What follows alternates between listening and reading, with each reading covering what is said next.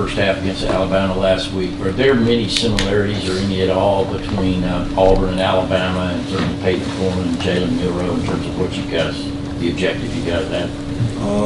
I mean, they both got two explosive offenses, two athletic quarterbacks that can throw the ball. But as far as that similarity, though, it's two different offenses. So I wouldn't necessarily say there's too many similarities. Smael, when it came to stopping the edges, cutting them off, obviously y'all did much better on that after 28-0. How much of that was eye discipline? How much of that was kind of strategy of having more guys on the edges? Or what was it? Really, it was kind of a mix of a couple of different things. You can't really put it all on like one specific problem. But we're gonna go to the doctor today. See what we gotta fix, and then attack practice, get ready for Auburn. Smael, you're one of the older guys on this team. What is the key for this group as far as moving on from the loss on Saturday, but also learning from it and getting ready to play on Saturday? Just learning from the mistakes we made Saturday, and then improving on it in practice, and then just moving on. Moving on to Auburn. How hard is it to take away a positive second half like you guys had on Saturday when you still end up coming up short, and that game goes the way that it does? It was tough at the time, Saturday, but Saturday's over with now. We got a new opponent this week. It's a new game week, so just gotta really just, like I said, learn from the mistakes. Just build on that, and then just try to keep improving. Smael, it's pretty clear that missed tackles have been a bigger issue than they have been in the past. What do y'all do to try to improve that in practice? Just gotta tackle better in practice. Gotta throw it better. Just gotta try to keep improving on that, really. So do you think it's some fundamental things with tackling, or how much of it is we have a couple of really special athletes that are just hard to break down? I mean, wait, you could repeat the question again? Like Jalen Milroe, Ryan Williams, those guys can do some things that maybe some other players that you'll see this year won't. How much of the tackling is just because those guys are very different, or how much is because you guys aren't doing fundamentally what you need to do? Those are they are like real special athletes, but it's the SEC. We play special athletes every week, so we can't really put it on that. Just kind of just got to be better, really. Got to attack it in practice. When you came in from high school and were on that 2021 team, how difficult of an adjustment was it for you going from playing high school football to trying to help this team win at the college level, at an SEC level?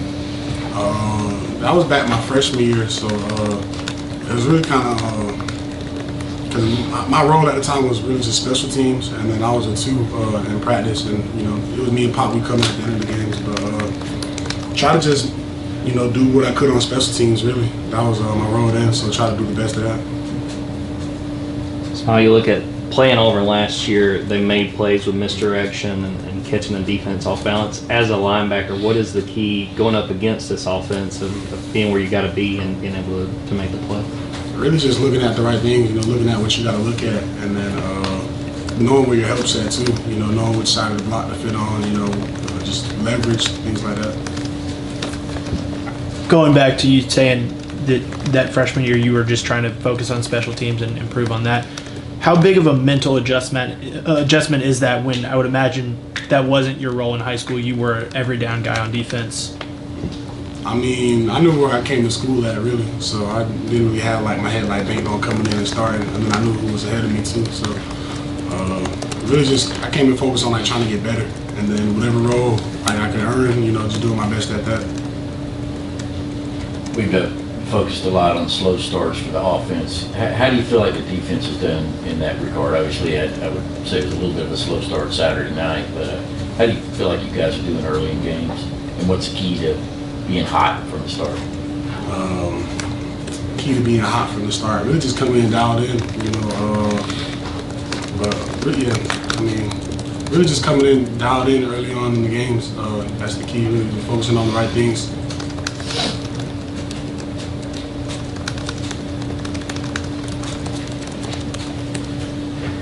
You guys lose so rarely as a leader on the team and one of the older guys. How do you make sure the younger guys don't let this loss linger into this week's preparation? And when we lose the Alabama game twice, how do you make sure you teach the younger guys not to let it linger in their minds?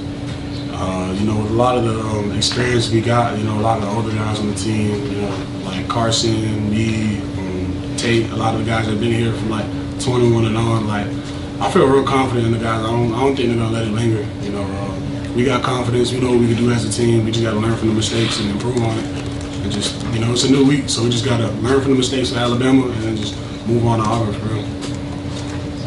This game, traditionally, Georgia and Auburn, is usually a lot of guys that knew each other in high school, played each other in high school. Do you have any of that on the Auburn side, and what's it like playing in this rivalry?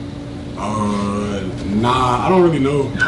Personally, I don't really know nobody on the Auburn side. But it's still a, you know, rivalry game, though.